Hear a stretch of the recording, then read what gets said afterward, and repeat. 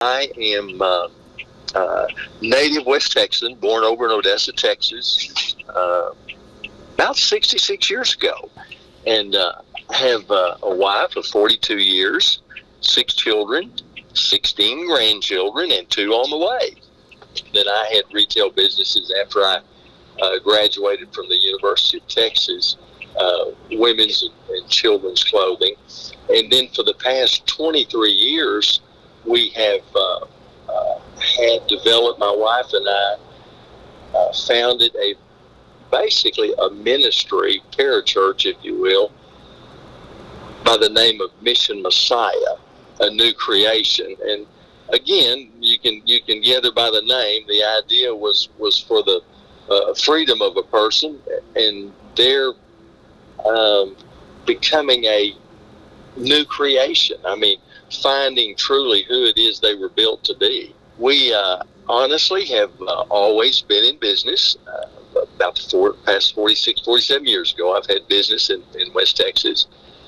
We have helped a lot of businesses. I've been a financial consultant, really and truly concentrating in when there were crisis issues. We've done a great deal of negotiation, arbitration, and restructuring for companies over the years, particularly in early 80s and through the 90s for companies that were kind of working through the oil price crash. Then for the past 23 years now, working with ladies and children that were in crisis situations, typically manifesting in drug abuse and opioid use. And the same principles that we learned would set a business free, we found to set individuals free.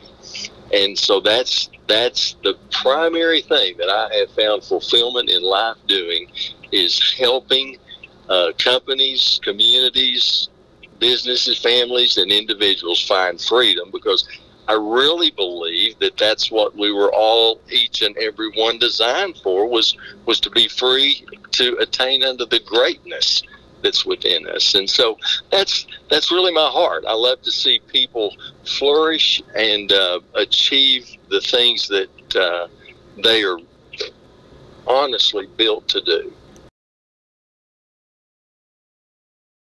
I see, as I shared, I've recognized issues in real estate or a building or a complex. I've recognized issues in companies. I've recognized issues in individuals as well as myself. My freedom really began when I began to find freedom myself. Let me get real honest here and go back to the beginning. When I began to find freedom for myself, and then those truths that empowered me towards freedom, then I was able to share them. And so that's really what this all boils down to. It's about being free so that we can attain unto our greatness. Because when people are shackled in their minds, whether it's by debt, I don't know if you've ever had any debt, but a lot of people find themselves ensnared in debt, and it drains life out of a person.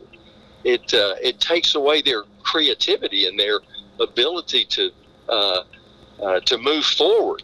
Well, the same thing is true with drugs and opioids. Once a person finds themselves ensnared in those things, then they cannot even begin to attain unto the giftings that are within them, because they're stuck. And so basically, our nation currently is stuck. There are some, we can talk in the same arena. Our nation is dealing with those two issues at a almost beyond epidemic and becoming pandemic level.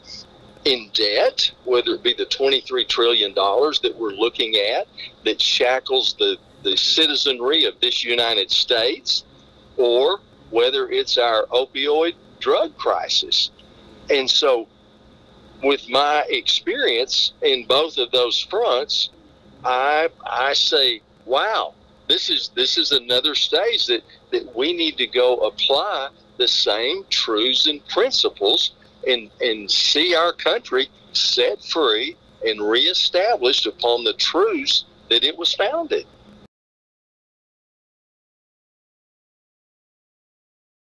I believe there are some underlying issues that have caused those paramount problems, and I think that's where we probably need to start focusing on. We need to stop our spending. Okay, if we'll bring these things, our government today is doing so many things that it was never designed to do.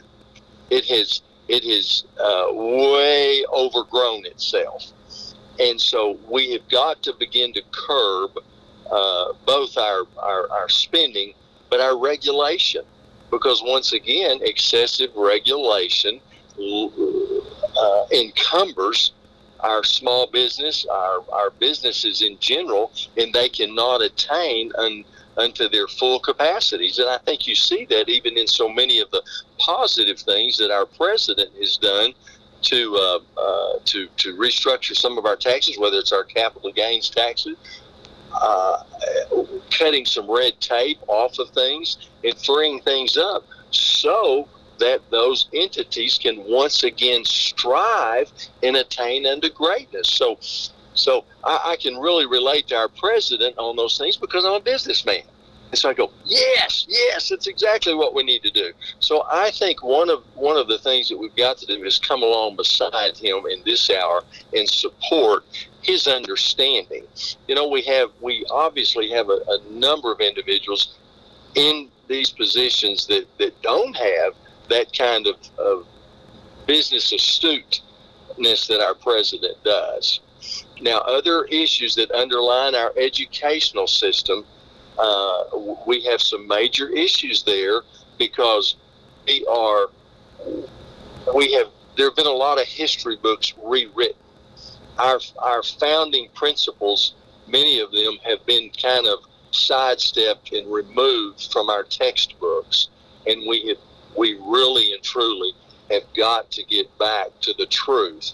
And that is as simple as bringing our Declaration of Independence, our Constitution, and our Bill of Rights, Federalist Papers, back to the classroom and bringing that understanding, teaching our founding fathers' principles and what really did happen in history, what the Mayflower Compact really did say, and what this nation really was intended to be. So education is one of the primary things that we need to work on, along with, like I say, the taxation and the bureaucracy, the tape in general that has been established over time.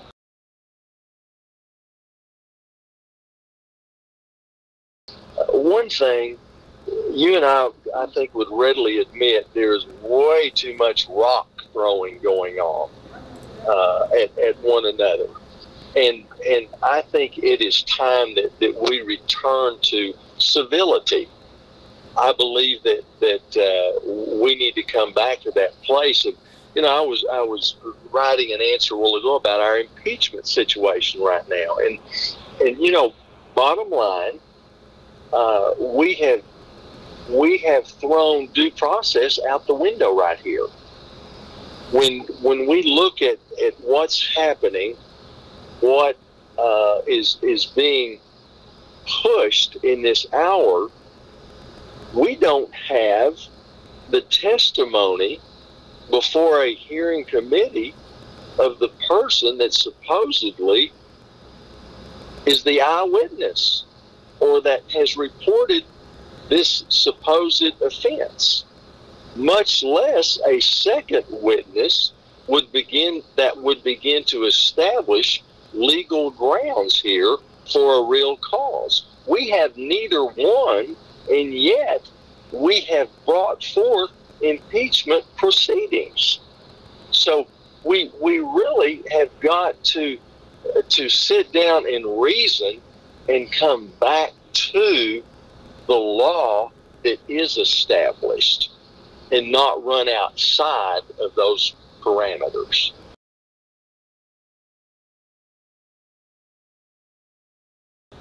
I want to encourage each and every one of these candidates, and I want to applaud them for stepping up in this hour and being willing to go through this process.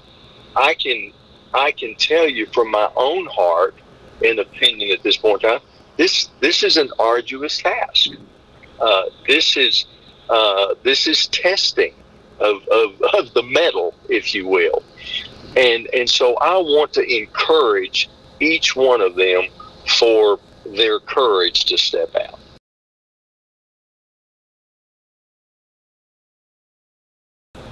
I would say, be free to be great.